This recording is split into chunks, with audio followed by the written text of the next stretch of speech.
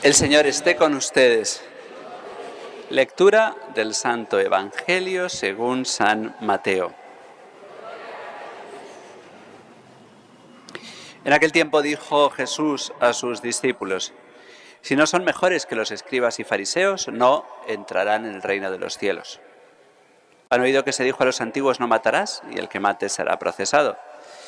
Pero yo les digo, todo el que esté peleado con su hermano será procesado, y si uno llama a su hermano imbécil, tendrá que comparecer ante el Sanedrín, y si lo llama renegado, merece la condena del fuego. Por tanto, si cuando vas a poner tu ofrenda sobre el altar te acuerdas allí mismo de que tu hermano tiene quejas contra ti, deja allí tu ofrenda ante el altar y vete primero a reconciliarte con tu hermano, y entonces vuelve a presentar tu ofrenda. Con el que te pone pleito, procura arreglarte enseguida mientras vais todavía de camino, no sea que te entregue al juez y el juez al alguacil y te metan en la cárcel. Te aseguro que no saldrás de allí hasta que hayas pagado el último cuarto. Palabra del Señor. Per Evangelica dicta, eleantur nostra delicta.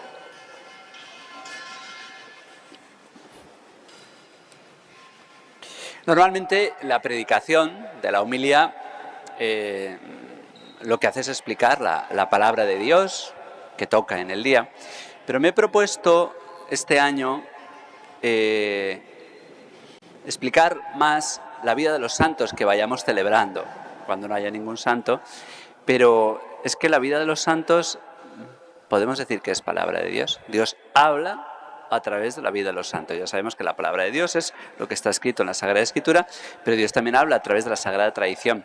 Y la vida y los escritos de los santos son, en ese sentido, palabra de Dios, porque Dios habla a través de ellos. No son la Sagrada Escritura, no están en el mismo nivel, pero son palabra hecha vida. Son la palabra de Dios que sigue actuando a través de la vida de la Iglesia.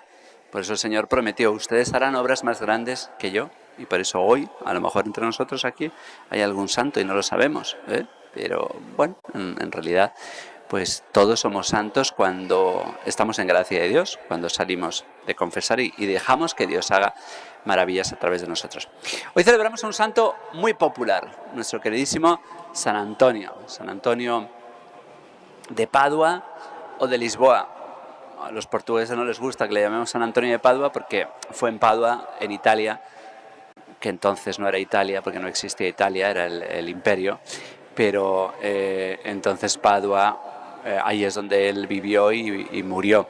Pero nació en Lisboa, él es portugués y no se llamaba Antonio, se llamaba Fernando. Antonio es el nombre que él tomó para vida religiosa. Él tuvo una buenísima formación. Él al principio no era franciscano, él era de los canónigos regulares de San Agustín, una espiritualidad muy agustiniana, una grandísima formación, una gran capacidad de estudio, y viviendo en Lisboa, en su ciudad natal, muy jovencito, porque San Antonio murió muy pronto, murió a los 35 años, pero siendo muy jovencito, vio que por Lisboa pasaban los cadáveres de 5 mártires, de 5 franciscanos que habían asesinado, 3 sacerdotes y 2 legos, que habían asesinado en Marruecos, martirizados por el Islam. Y eso le movió tanto que dijo: yo quiero ser de estos, yo quiero ser franciscano. Entonces llamó a las puertas de la orden de los frailes menores, que así se llaman los hijos de San Francisco, por su supina humildad. Y además quiso ser franciscano e irse a Marruecos. Él quería ser mártir, él quería ser asesinado, él quería llenar el hueco que habían dejado estos fantásticos franciscanos mártires del Islam. Pero fue a Marruecos, ahí se enfermó, nadie lo mató y lo mandaron volver, así que se quedó sin ser mártir, pero Dios tenía otros designios para él, así que San Antonio se tuvo que dedicar a aquello que se le daba bien, que era el estudio.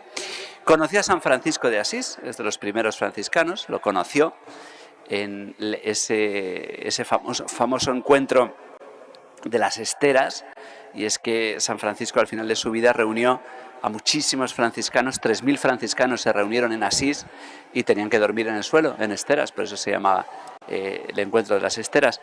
Y allí San Francisco se fijó en aquel jovencito y le encomendó, viendo porque ya destacaba por su predicación, el gran don que tenía San Antonio de Padua era su predicación, el alimento de la palabra de Dios que sabía difundir por doquier, y San Francisco de Asís le encomendó la enseñanza de los frailes. San Francisco de Asís no era muy devoto del estudio, pero lo valoraba evidentemente. Él no quiso que los franciscanos estudiasen. Luego hubo grandísimos estudiosos como San Antonio, luego San Buenaventura, pero allí los que estudiaban entonces eran los dominicos, los predicadores. Pero los franciscanos, pues con su pobreza también tenían una cierta pobreza, porque el estudio es una gran cosa, pero también puede ensoberbecer, y San Francisco no tenía un gran interés en que todos estudiaban mucho.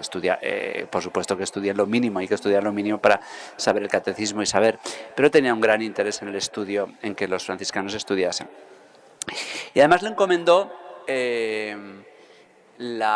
combatir con la palabra una terrible herejía que se parecía mucho a la vida de los franciscanos, la herejía de los cátaros, que cátaro significa puro. Esos, en Francia y en el norte de Italia había una serie de gente que vivía muy pobremente, pero muy soberbiamente, y se pensaban que las cosas materiales eran malas en sí.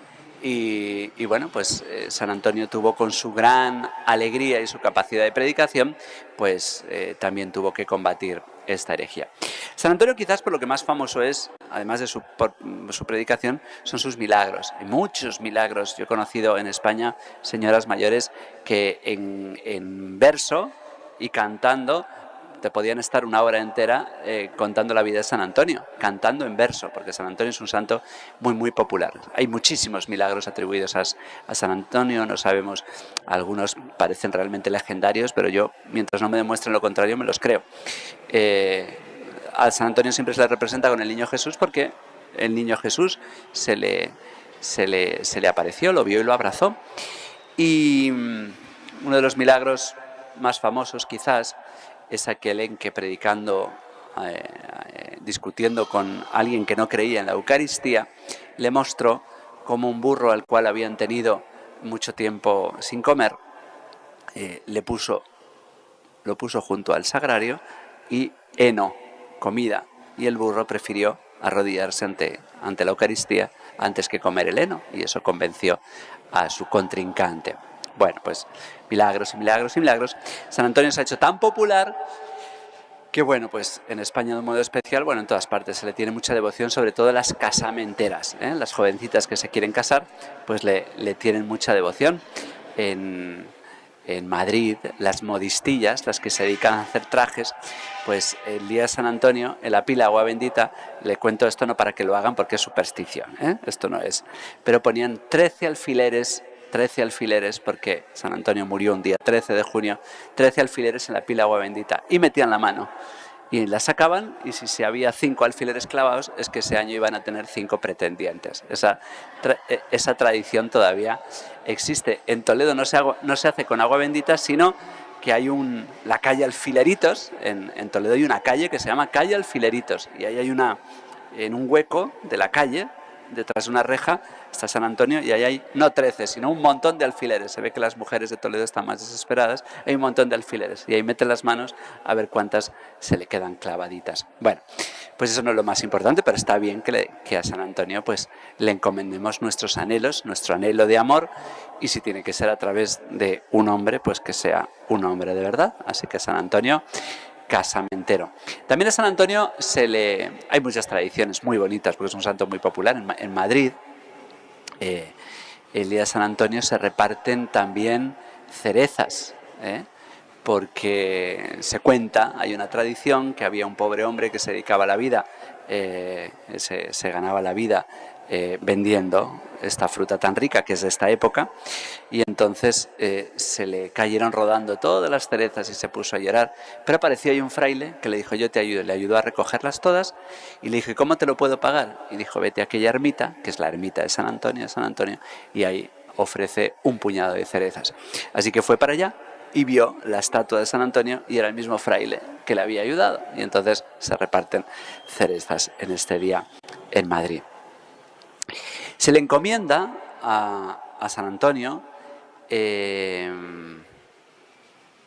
las cosas perdidas. Los católicos creemos, A veces podemos caer en superstición, como esto de los alfileres. Pero los católicos estamos muy convencidos de que los santos de verdad nos ayudan.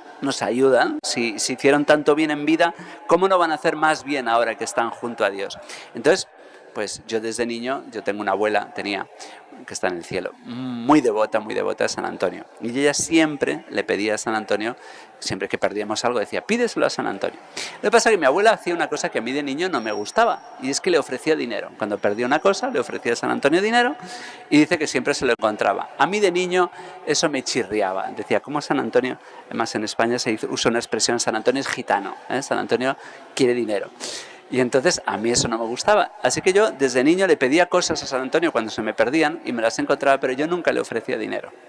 Porque otra cosa muy fea que se hace en España, no la hagan, para que ver que en el catolicismo a veces hacemos, es que cuando San Antonio no encuentra las cosas o no, se le da la vuelta, se le pone cara a la pared y se le castiga. Eso está muy feo.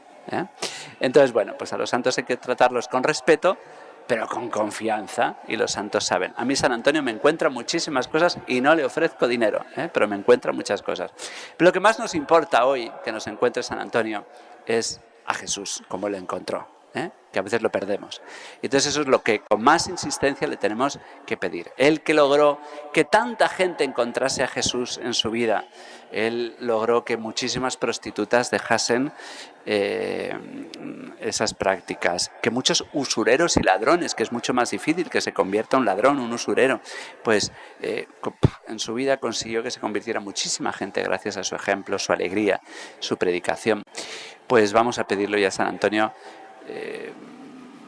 que nos ayude a encontrar la gracia de Dios cuando la perdemos y a Jesús cuando no lo encontramos por nuestra dureza de corazón, y que nos convenzamos de que los santos, en este caso San Antonio, hoy desde el cielo nos ayudan aún más que cuando lo hicieron en vida.